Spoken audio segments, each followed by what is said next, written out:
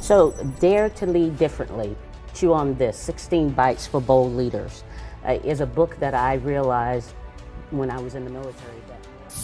Meet Twanda E. Young, a revered leader and a visionary in modern leadership practices. More self-awareness training for our leaders to be able to be better leaders for our soldiers. So thus, now that I got a little bit more time on my hands, retired, I decided to launch LT3 Leadership Solutions for that purpose. Recently spotlighted across Las Vegas for her leadership prowess. The essence that I really like to push is start strong, end stronger, keeping the main thing the main thing. Author of Dare to Lead Differently, she distills her military and life experiences into 16 powerful bites for bold leaders.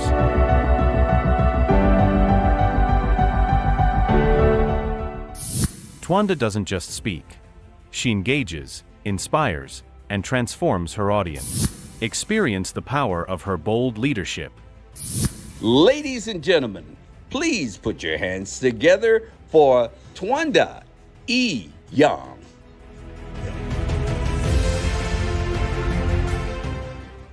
Well, good afternoon, good evening, good day, wherever you may be listening in. I am ecstatic to be in your presence. I'm Brigadier General retired Twanda E. Young, founder and CEO of LT3 Leadership Solutions. And I get the honor today to be with you. And we're going to talk about some information I know is going to help you be a better leader. What are we going to talk about today? Well, I'm glad you asked. We're going to talk about your leadership currency, the value of your leadership currency. Now, I know you're saying, well, what is leadership currency? What is she talking about? What are you talking about, General? Well, I'm glad that you want to know more about the value of your leadership currency. When I talk about the value of leadership currency, here is what I mean. Your leadership currency. What I mean is really what is already depicted on the slide, but let me break it down just even more. It is your knowledge, skills, and abilities, and how you take your knowledge, skills, and abilities and utilize them to add value to others. Think about it kind of like the stock exchange, right? On the stock exchange, you go up, you go down, but in your leadership currency, you're trying to keep your leadership acumen at a certain level. It's how you motivate your teams. It's how you build trust. And it's how you resolve conflict. You know, everyone thinks that every conflict can be resolved. It cannot, but it can be managed. And how you manage it can increase or decrease your leadership currency. It's a driving change in your organization of how you lead your people. Leadership currency.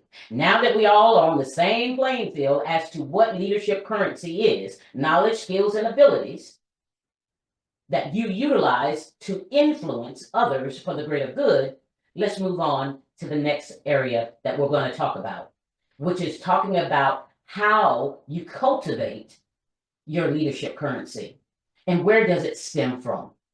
Basis or foundation of your leadership currency, we have to look at your leadership philosophy. You know, if I asked you, what is your political philosophy? You probably could rattle it off. If I asked you, what is your religious philosophy? You probably could rattle it off. Even if you say, I don't believe, I'm not a believer, that not believing is a part of your philosophy and how you utilize your leadership or shape your leadership in order to influence others. And it makes up who you are. So your leadership philosophy is the cornerstone of your leadership currency. Our past experiences, our knowledge we've gained, different insights, mentorship, coaching that you may have received, your childhood, all of those things that you have experienced through life, they shape your leadership philosophy. And if you don't know what your leadership philosophy is, I encourage you to sit down, draw, say a shield in the center. And what I want you to do is put 4 things that are valuable to you. For me, that could be a symbol of a cross. My spiritual faith is a part of my leadership philosophy. A bridge. A bridge denotes for me being able to be a facilitator or a helper of helping people reach their goals, helping and guiding people to get to their end state that they desire. The other that would be in my shield would also be a boot. because the boot represents for me structure. That's what the military has taught me over 33 years, structure and organization and making decisions and being strategic. But those boots have a lot of meaning in it for me. And then, believe it or not, the last thing, if I had to pick four, the last thing is the house in which I grew up in. Because there is where my foundation was laid by my parents, Miss Annie and Mr. Willie James Williamson Jr. There is where my foundation was paid for me. So that is where my leadership philosophy grows from. Trust, structure, the lessons learned through my childhood, morals and values, and being a bridge for others is where my leadership philosophy flourishes most. So I want you to take a moment, draw a shield, and put in there four things, four symbols. You don't have to be a great artist, because believe me, I'm not. But I want you to draw those things or write those things that are important to you, because that begins to build the foundation of your leadership philosophy that you would then share with your people to help them visualize why they do what they do, why you lead the way you lead, why do you guide them in a certain way. It's because this is your foundation. Does that make sense? Good. Now let's move on to the next area of building our leadership philosophy, but also increasing the value of our leadership currency. There's a story I want to tell you that I think is very appropriate to kind of shape and share structural wise what I'm talking about when I'm saying leadership currency. I had a few soldiers that were depending on me to ensure that they got the resources that they needed in order to do a particular mission. And this mission happened to be COVID. Remember COVID, that nasty bug? COVID was our focus. And I had a very short and limited time in order to pull a team together and develop the processes and procedures we needed in order to bring people that serve the military, but they're in the Army Reserve, so they work in the reserve half time. In their civilian lives, they're doctors, they're lawyers, etc. But our focus was on the medical area, where I had to develop a medical augmentation unit. Well, to do that required for my people to trust. Remember, in my shield, I have trust. To trust that I was going to be able to get the resources, get the stakeholders to buy in, and support our efforts. I also had to be a great facilitator of communicating the needs and guiding them through the process of what needed to occur in short order in order for us to get what we needed done, to get the people in place throughout the world. So I pulled on my morals and values that were taught to me when I was young. Treat people like you want to be treated. Treat them with dignity and respect. Even though we had to work long hours, I was very respectful that the soldiers and civilians and contractors that worked for me who had families, I tried not to keep them longer than I needed to. And also back to that, the trust, the bridge, my home, and my spiritual faith helped me be able to be sensitive to those around me that were going through COVID as they tried to help me plan putting an augmentation cell together. Their family members were being impacted. That's very hard. But my leadership currency had risen so high that they trusted me and that I could guide them through this process, that I cared for them, that I showed empathy for them. All of that increased my leadership currency.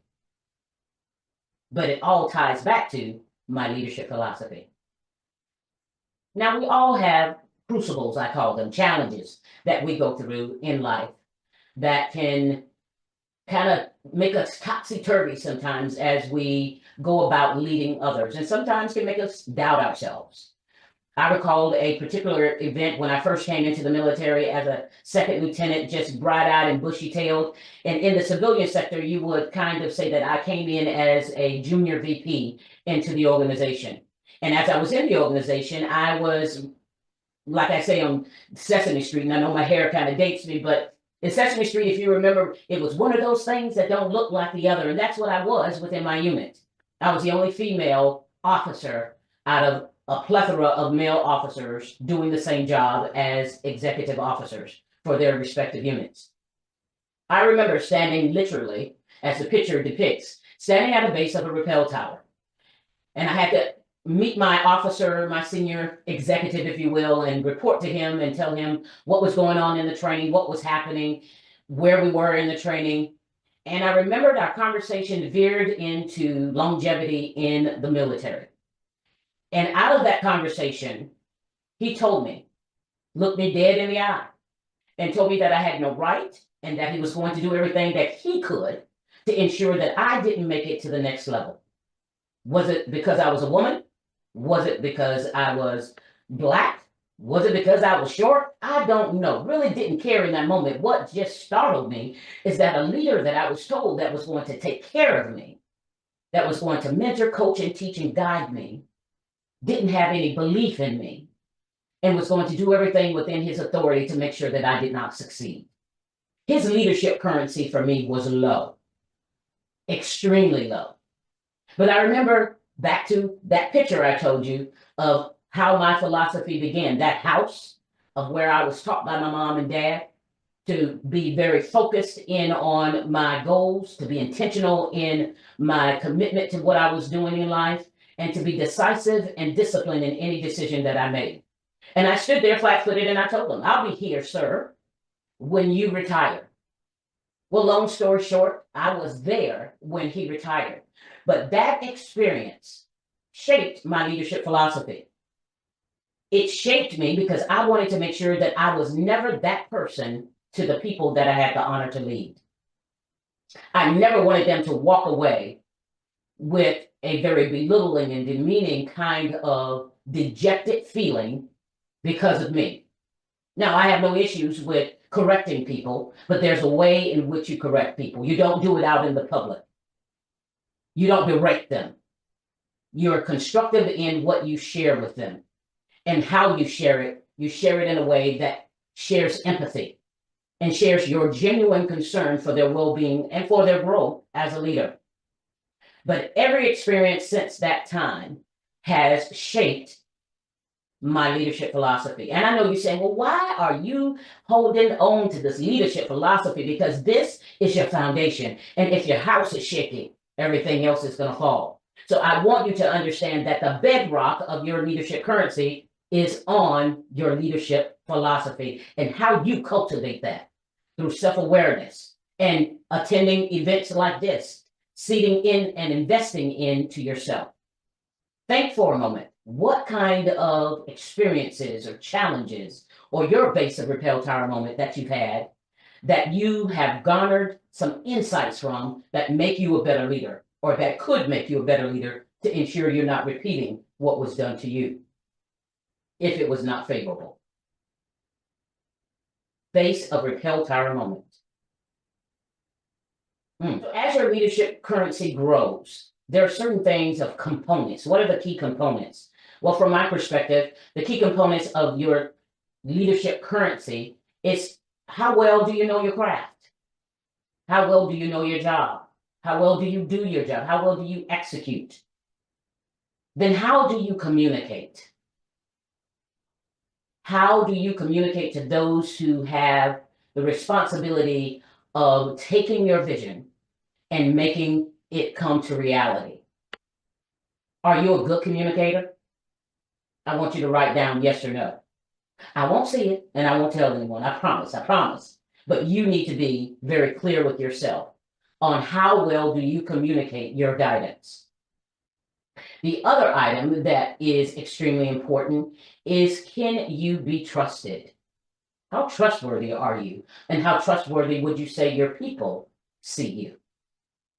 On a scale of 1 to 5, where would you put yourself? At a 1 being the lowest, or 5 being the highest? Or is there some work to be done in there? Only you know. We all can improve upon how we lead as we learn and grow and not become stagnated. When we fall down, dust ourselves off, get up and try something anew to be able to be a better leader, because your people, I can't say this enough, your people deserve great leaders. So look at how well you know your craft. How well do you communicate? And are you trustworthy? Those are kind of like the pillars of your currency. Because in that, if you can be trusted, if you know your job well, if you communicate well, you can continue to build your leadership currency within your organization among senior leaders that see you doing your job, executing it well. They want you on their team because you are leading in a way that is being received well. I'm not saying that every day is going to be sunshine, because we learn again from our experiences and from challenges. But it's not how you fall down, it's how you get up, and it's how you react to what has happened to you. So the pillars of your leadership currency: your expertise, knowing your craft, your ability to communicate effectively, and are you trustworthy? Does your video, as my daughters would say, match your audio? Or is there silence on the end because you're not what you say you are? Your leadership currency. Assessing your leadership currency is equally important as making sure that you understand your leadership philosophy that we talked about earlier. Why do I say that? Because it allows for you to gauge and monitor where you are and to be realistic as to what it is that you really need to work on to be a better leader. There are 5 questions I want you to ask yourself that will help you frame a plan to move forward in enhancing your leadership currency. First question I want you to ask yourself, and I want you to be honest. And sometimes it's not easy for us to just talk it out, so I encourage you to write it down. What are your strengths and weaknesses as a leader? If you answer that truthfully, that will help you build the strongest and most robust plan you can for becoming a better leader. What are those things that you need to work on? The second question I want you to ask yourself is, what are my skills and abilities, my area of expertise? What do I know, whether I'm sleeping or I'm awake? I know what I know, and I can teach it to anyone. I can guide anyone. I can coach anyone to be able to do their job effectively because I know my craft well. Then take that information, because those are your building blocks on the next question. How well do I deal with people internal and external to the organization? And you can take this for in your personal life. How well are you leading in the civic organizations you belong to, at church, your softball team that your child may be a part of, the Brownies, the Little League, whatever it is? How well are you building relationships and cultivating those relationships and strengthening them to help you be a better leader, a better conduit for support for others to be able to reach their goals because of your guidance and your support? And another question that I want you to really think about is, what is your personal brand? When people talk about you, what do you want them to say? Put that on one side of the sheet. And then on the other side of the sheet, what do you think they're saying? And then really look at that information and digest it and chew on it and develop a plan that is good for you to be able to put yourself on a trajectory of being a better leader. Answering those questions. Leadership development and conflict management at Bowie State University. I'm a professor there. And I will tell you, one of the things that I teach in my leadership development class that has helped a lot of my students, and I hope will help you. Well, I take back, I hope. I know it will help you if you put in the work for it and write down the information that applies to it for yourself. I call it the ESPN score. And no, I'm not talking about football. I don't know nothing about football, although I am a Cowboy fan. And that's about it, because my brother's a Cowboy fan. But your ESPN score, I'm talking about that in the perspective of your E stands for enumeration. Where are you competitively with your other counterparts in your organization?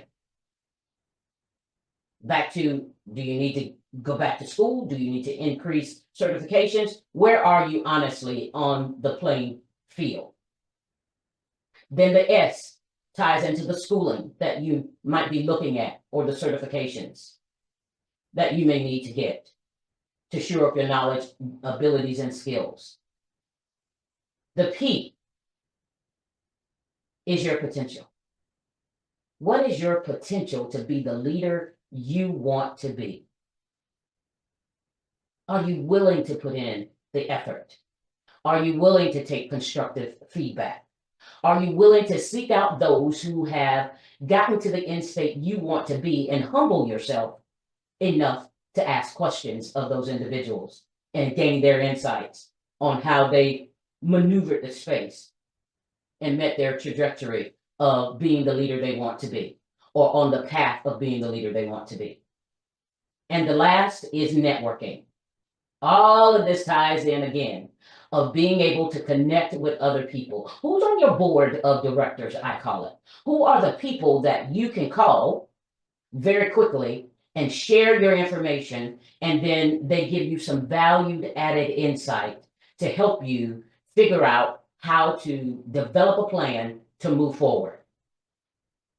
These are the people, what I call on your board of directors. These are people that are not going to just tell you that you're doing great. They're going to tell you that you need to do more in this area. Have you considered this? Maybe you want to think about approaching this particular situation this way. Maybe you want to handle this particular employee that way to get better results. Who's on your board of directors? Do you have a board of directors? Those are things I want you to think about as you assess your leadership currency and the value that you want it to bring to others. Ooh, we have talked about a lot in this brief session, a lot of great information. But I'd like to do a quick recap just to help you kind of come down off that high for just a moment to remember the valued information that we've shared. Your leadership currency is a valuable asset to making you a better leader. By understanding your development and what you need to do to enhance your development, by taking the experiences that you have garnered throughout your life and putting that and melding that into your leadership philosophy to carve out the type of leader you want to be, and taking your unique blend of skills and abilities will only enhance your leadership currency, whereby allowing you to be able to drive change, positive change in your organizations, helping you to be able to inspire your people to greatness and achieve remarkable results through your leadership currency. I'm excited to see what's going to happen for you and through you as you continue to lead and move out smartly and execute the strategies and tips I've shared today. You are a great leader, and great leaders are continuous learners who continue to invest in their ability to be even greater. You got this.